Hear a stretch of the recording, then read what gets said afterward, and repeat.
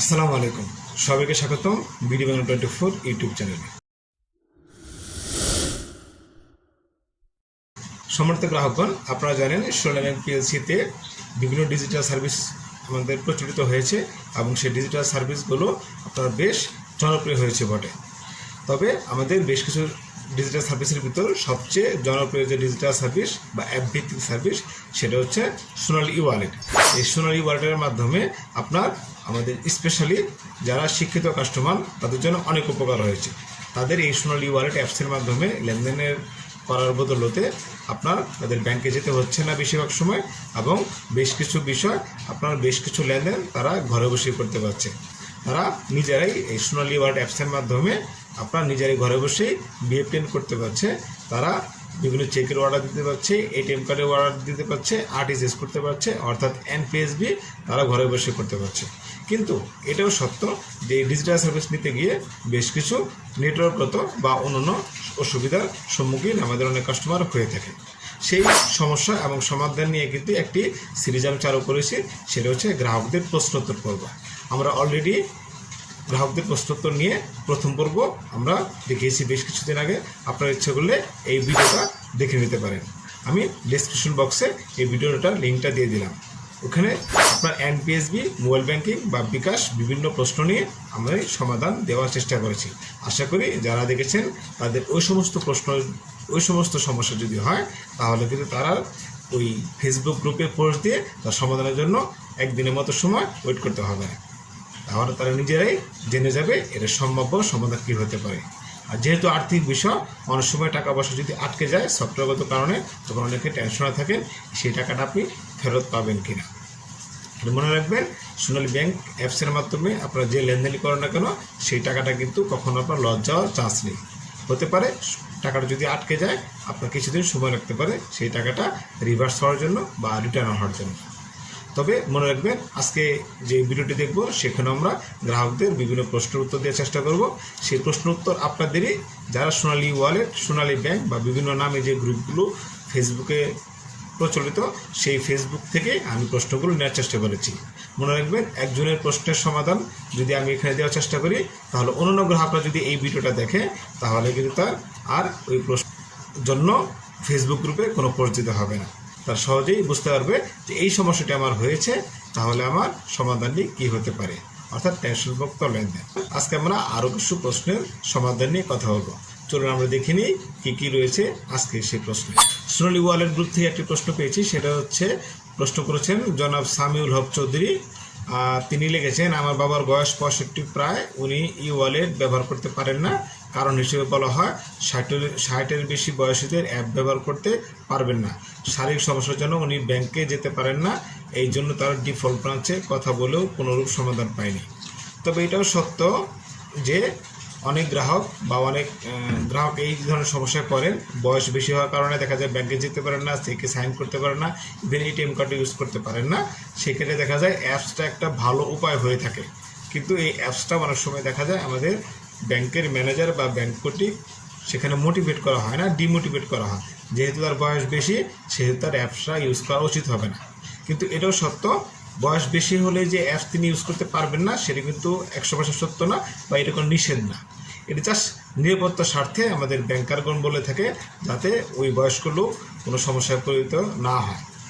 তবে আপনি যেটা করতে পারেন, যদি এই সমস্ত সমস্যা হয় যে কারো বাবা বা মা বা কেউ যদি বয়স্ক থাকে, তাদের যদি দেখা যায় ব্যাংকের যদি সমস্যা হয়, তারা প্রয়োজনে ব্যাংকে কথা বলুন, ব্যাংকের ম্যানেজারকে কনভিন্স করুন, প্রয়োজনে একটা লিখিত আবেদন দিন যে আমার ছেলেকে বা আমাকে বা আমার মেয়েকে এই পারমিশন দেওয়া হোক যেন তারা আমার ই ওয়ালেটটি ইউজ করতে পারে, তাহলে আমার কষ্ট করে ব্যাংকে আসতে হবে না। যদি সমস্যা হয় তার গ্রাহক নিজে দাবি থাকে। এই ধরনের প্রয়োজন একটা আবেদন আপনি ব্যাংকে দেন, বা এই সমস্ত কথা বলে আপনি ব্যাংকের ম্যানেজারকে কনভিন্স করার চেষ্টা করুন যে আপনার ই ওয়ালেটটা যেন তা ইউজ করার জন্য পারমিশন দেওয়া হয়। কেননা অনেক সময় দেখা সত্য আমাদের গ্রাহক যখন আমাদের সামনে আসে, অনেক বয়স্ক লোক এসে কিন্তু বলে যে স্যার আমি তো আসতে পারি না, তখন আমরা পরামর্শ দেওয়ার চেষ্টা করি। কিন্তু এটাও সত্য কথা, এই পরামর্শটি দেওয়াটাও কিন্তু অনেক সময় ঝুঁকিপূর্ণ হয়ে যায়। অনেক সময় ছেলে মেয়ে একাধিক থাকে, আর সব ছেলের সঙ্গে কিন্তু পিতামাতার সম্পর্ক ভালো না থাকতে পারে, তখন কিন্তু এই ধরনের সমস্যা হয়। তারা বাবার বা মায়ের অ্যাকাউন্ট থেকে টাকা নিয়ে নেয়। এই ধরনের ঘটনা আমাদের সামনে মাঝে মাঝে আসে। তাই যেটা করতে হবে, আপনারা যদি সব সন্তান একসাথে যান এবং গিয়ে ম্যানেজ করে বুঝিয়ে বলেন, তাহলে কিন্তু এর সমাধান হলেও হতে পারে। আশা করি এই সমাধানটি আপনার কাজে লাগবে। আমরা এখন দেখি দ্বিতীয় প্রশ্ন কি আছে। দ্বিতীয় প্রশ্ন সোনালী ওয়ার্ল্ড থেকে নেওয়া হয়েছে। প্রশ্ন করেছেন মুস্তফা এমজি নামে একজন। তিনি বলছে 1 মাসের উপরে হলো কার্ডের মেয়াদ নবায়ন করতে দিলাম, এখনও কার্ড আসেনি। চেক বইয়ের বেলাও দেখি এরকম দীর্ঘ সময় লেগে যায়। এসব কাজে দীর্ঘসূত্রিতার কারণ কি? এসব কি সমাধান করা যায় না? একটা সেবায় অভ্যস্ত হওয়ার পর দীর্ঘ সময় সেটি বন্ধ রাখার বিড়ম্বনা মারাত্মক। গত 1-2 বছর ভিতরে এই সমস্যাটা খুবই চরম আকার ধারণ করেছে। সেটা হচ্ছে আমরা সময় মতো এটিএম কার্ড পাচ্ছি না এবং সময় মতো চেক বইটাও পাচ্ছি না। অনেক শাখাতে নর্মাল চেক বইয়ের ক্রাইসিস, অনেক শাখাতে আপনার এমআইসি চেক আসতে 5-6 মাস সময় লেগে যাচ্ছে, আবার অনেক শাখায় 2-3 মাসে চলে আসতেছে। এটা একটা ব্যাপক একটা বিড়ম্বনার শিকার কিন্তু আমাদের কাস্টমার হচ্ছে এবং আমরা কাস্টমারকে বোঝানোর চেষ্টা করি, কিন্তু অনেক সময় কাস্টমার কিন্তু কনভিন্স হয় না। সেই জন্য যারা শিক্ষিত কাস্টমার তাদের জন্য আমি একটা সবসময় পরামর্শ দিই, যেহেতু আপনাদের একটা সমস্যা চলছে এটিএম কার্ড এবং হচ্ছে চেক বই নিয়ে, সেক্ষেত্রে আপনারা সোনালী ওয়ালেট অ্যাপসটা ইউজ করুন। আপনারা সোনালী ওয়ালেট অ্যাপ যদি ইউজ করেন, তাহলে আপনারা কিন্তু সহজেই যে কোনো শাখাতে গিয়ে আপনি চেক ছাড়াই টাকা তুলতে পারবেন এবং সেটা তুলবেন বিনা লাইনে। আমি কিন্তু একটা ভিডিও দেখেছি, সেখানে বিনা লাইনে কীভাবে টাকা তুলতে হয় এবং এটাও দেখতে পারেন কীভাবে আপনার ওয়ালেটটা রেজিস্টার করতে হয়। আমি ভিডিও ডেসক্রিপশন বক্সে কিন্তু অবশ্যই দিয়ে দিলাম কীভাবে আপনার ওয়ালেটটা রেজিস্ট্রেশন করবেন। তার আগে দেখে নেবেন কীভাবে যে ওয়ালেটের কী কী সুবিধা রয়েছে। সেই সুবিধাগুলো যদি আপনি দেখতে পারেন, বুঝতে পারেন, তাহলে কিন্তু আপনি সহজে আপনার ব্যাংকের লাইফটাকে খুব স্মুথ পর্যায়ে নিয়ে আসতে পারবেন। যেহেতু এটিএম কার্ড আসতে দেরি হচ্ছে, আপনি কিন্তু ওই অ্যাপসের মাধ্যমে এটাও দেখতে পারবেন যে আপনার এটিএম কার্ডটা প্রিপেয়ার হয়েছে কিনা বা তৈরি হয়েছে কিনা, সেটা কিন্তু আপনার অ্যাপসে দেখা যাবে। এই সমস্ত ভিডিওটা আমার এই চ্যানেলে দেওয়া আছে, আপনার কষ্ট করে দেখে নেবেন এবং একটা লিঙ্ক আমি দিয়ে দিচ্ছি, সেটা হচ্ছে কী কী সুবিধা রয়েছে। এই ডেসক্রিপশন বক্সে কিন্তু সেটা দেওয়া থাকবে সোনালী ওয়ালেটের বিভিন্ন সুবিধাসমূহ নিয়ে। আপনি সেই ভিডিওগুলো দেখবেন, তাহলে কিন্তু আপনার কাজে লাগবে। তবে হ্যাঁ, আপনার যেহেতু কাস্টমার, আপনারা কিন্তু সোনালী ব্যাংকের জন্য সম্পদ। আপনারা যেটা করতে পারেন, আমাদের কল সেন্টার রয়েছে 16639। এই 16639-এ আপনারা নিয়মিত কমপ্লেন দিতে পারেন যে আমার কিন্তু এটিএম কার্ডটি আসছে না, আমার কিন্তু এমআইসি চেক এতদিন আগে আবেদন করেছি, এখন আসে নাই। এটার সমাধান কিন্তু আপনারাই করার চেষ্টা করতে পারেন। যদি নিয়মিত কমপ্লেন দেওয়া হয়, তাহলে কিন্তু অবশ্যই উপরের মহল বা আমাদের উপরে ম্যানেজমেন্ট অবশ্যই এটাকে গুরুত্ব সহকারে দেখার চেষ্টা করবে। তবে এটাও সত্য, সোনালী ব্যাংক পিএলসি কিন্তু চেষ্টা করছে এই সমস্যাগুলো যেন আর দীর্ঘ মেয়াদি না হয় এবং এটা যেন আসল সমাধান করা হয়। সেই পর্যন্ত ধৈর্য ধরুন। আপাতত আপনি সোনালী ওয়ালেট অ্যাপসের মাধ্যমে লেনদেন করে আপনি কিছুটা বিড়ম্বনার শিকার হতে মুক্ত থাকুন।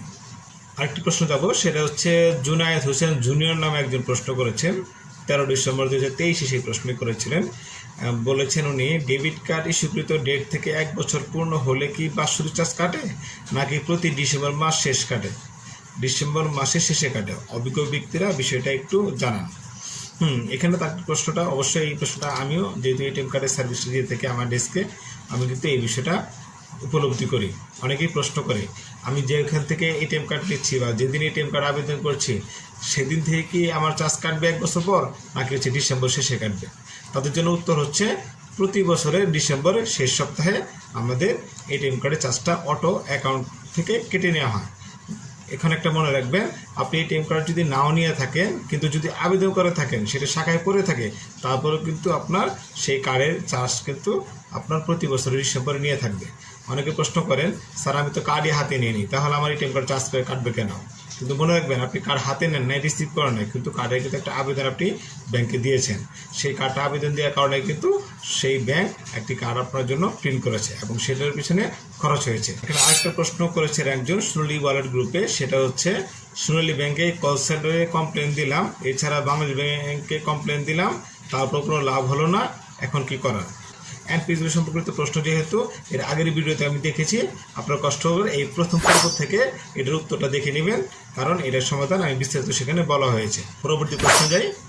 পরবর্তী প্রশ্ন একজন বলেছেন, আমার ওয়ালেটে আমার সোনালী ওয়ালেট অ্যাকাউন্ট ব্যালেন্স 0 দেখাচ্ছে, সেটা প্রথম ছবিতে উনি উল্লেখ করেছেন, এবং ব্যাংক অপশনে গেলে অ্যাকাউন্ট ব্যালেন্স ঠিকই দেখাচ্ছে, কিন্তু অ্যাভেলেবল ব্যালেন্স 0 দেখাচ্ছে এর দ্বিতীয় ছবিতে। এর কারণ কি হতে পারে? এর প্রতিকার কি? পরামর্শ দিয়ে সহযোগিতা করবেন। এটা প্রতিকারটা খুবই সহজ, মনে রাখবেন, এটা হচ্ছে একটা নেটওয়ার্কগত সমস্যা। এটা কোনো দীর্ঘমেয়াদী না, এটা অল্প কিছুক্ষণ বা অল্প কয়েকদিনের ভিতরে সমাধানটি হয়ে যায়। মাঝে মাঝে মেইনটেনেন্স কাজ বা বিভিন্ন কাজের জন্য সোনালী ওয়ালেট অ্যাপসটা কিছুটা সমস্যা করে। এই সমস্যার সময় কিছুটা আপনার মিস ইনফরমেশন দেখাতে পারে। আপনি কিছুদিন ওয়েট করেন বা কিছুক্ষণ ওয়েট করেন, দেখবেন এটা হয়তো একদিন সময় লাগবে না, এই সমাধানটি কিন্তু অটোমেটিক আবার সমাধান হয়ে যায়। এটা টেনশন করার কোনো কারণ নেই। লাস্ট আরেকটি প্রশ্ন দেখব, সেটা হচ্ছে বিকাশ থেকে সোনালী ব্যাংকে টাকা ট্রান্সফার করা যায় কি? অর্থাৎ বিকাশ থেকে তিনি সোনালী ব্যাংকে টাকা নিতে চাচ্ছেন, সেটা করা যায় কিনা সেটা জানেন না, উনি এই বিষয়টা জানেন না। এটার সুসংবাদ, সেটা হচ্ছে বিকাশ থেকে কিন্তু আপনি সোনালী ব্যাংকে এবং সোনালী ব্যাংক থেকে বিকাশে দুইটাই আপনি অবশ্যই লেনদেন করতে পারবেন এবং সে টাকা নেওয়া যাবে। কিন্তু মনে রাখবেন, একটা হচ্ছে চার্জ ফ্রি, একটা হচ্ছে চার্জযুক্ত। যদি আপনি সোনালী ব্যাংক থেকে বিকাশে নেন তাহলে আপনার কোনো চার্জ কাটবে না, আপনি জিরো চার্জে সেই টাকাটা অ্যাড করতে পারবেন। এবং তবে বিকাশ থেকে যদি আপনি সোনালী ব্যাংকে নিতে চান তাহলে কিন্তু একটা খরচ আছে, সেটা হচ্ছে শতকরা আপনার একটা কেটে নেবে। অর্থাৎ যদি আপনি 1000 টাকা বিকাশ থেকে সোনালী ব্যাংকে অ্যাড করেন তাহলে কিন্তু 1% অর্থাৎ 10 টাকা খরচ কেটে নেবে। এটা যত বেশি হবে শতকরা 1 টাকা হিসেবে কাটবে। এই নিয়ে একটা আমার বিস্তারিত ভিডিও আছে, আপনি দেখতে পারেন বিকাশ থেকে কীভাবে সোনালী ব্যাংকে টাকা নেওয়া হয় অথবা সোনালী ব্যাংক থেকে কীভাবে বিকাশে টাকা নেওয়া হয়, সেটার লিঙ্ক আমি ভিডিও ডেসক্রিপশন দিয়ে দিলাম, সেখানে আপনারা দেখে নেবেন। আশা করি সেটা আপনার অনেক উপকারে আসবে। বিশেষ মুহূর্তে স্পেশালি যখন আপনি টাকা তোলার কোনো ওয়ে থাকবে না, তখন কিন্তু সহজেই আপনার অ্যাকাউন্ট থেকে বিকাশে টাকা নিয়ে অল্প কিছু খরচ হলেও আপনি সেই আর্থিক রিকোয়ারমেন্টটা পূরণ করতে পারবেন। আশা করি আজকে ভিডিওটি ভালো লেগেছে। আপনাদের প্রশ্ন এই ভিডিওর কমেন্ট বক্স বা যে কোনো ভিডিওর কমেন্ট বক্সে আপনি দিতে পারেন। আমার ভিডিওগুলি আপনার হয়তো খুঁজে পেতে সমস্যা হবে, যদি একটা কমেন্ট করে আপনার সমস্যাটি উল্লেখ করেন তাহলে আমি সঠিক উত্তর বা সম্ভাব্য সমাধানের যে ভিডিওটি রয়েছে সেটা আমি সেই লিঙ্ক সেখানে শেয়ার করব অথবা আপনাকে সরাসরি সেই প্রশ্নের উত্তর দেওয়ার চেষ্টা করব।